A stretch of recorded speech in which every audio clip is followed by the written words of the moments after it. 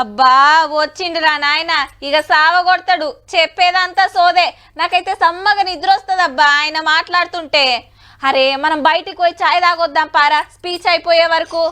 ఈడు చూడ్రో ఫోన్ రాకున్నా hello hello అనుకుంటా లేచిపోతుండు తప్పించుకుందామని అని ఫీల్ అవుతుంటారు. మాట్లాడే లీడర్ దబ్బున కూసోవాలని ఊకూకే సప్పట్లు కొడతారు కొందరు. కానీ ఒక లీడర్ మాట్లాడుతుంటే అర్జెంట్ పనులు ఆపేసి మస్తు ఇంట్రెస్టింగ్ వింటారు. ఆవు గాసారే ఏరే కాడ మీటింగ్ పెడితేనే మల్లన్న ఆగడు. ఇక సొంత ఇలాకా మేడ్చెల్ల పెడితే ఆగుతాడు. ఎమ్మెల్యేగా గెలిచినాక విజయోత్సవ సభ పెట్టి దంచిండు డైలాగులు. నేను మంత్రి అయినాక గెలుపంతా బీఆర్ఎస్, కేసీఆర్ బీఆర్ఎస్ బీఆర్ఎస్. మీరు మంత్రి అయినాకనే కారు పల్టీ కొట్టిందే మల్లన్న. ఇసొంటి లీడర్ దొరకడమ్మా, దొరకడు మల్లన్న సొంటి లీడర్ దొరకడు. గీ ముచ్చటైతే వాజివే. 71 ఏండ్ల ఏజిలా గింత జోషుల కృషి చేసే లీడరు ఇంకెవ్వరు ఉండరబ్బా.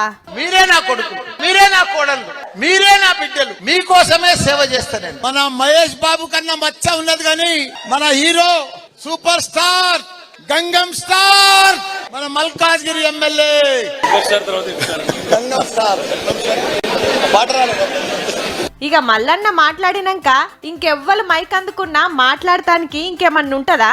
మేము ఎవ్వరం కూడా పోటీ పడే పరిస్థితి లేదు మల్లారెడ్డి గారితో. మా అందరికంటే యువకుడు, ఉత్సాహవంతుడు. సర్కార్ మీద కొట్లాడతాం, పబ్లిక్ కు ఏ తిప్పలొచ్చినా ఉరుకొస్తామని కార్యకర్తలకు భరోసా ఇచ్చిండు రామన్న.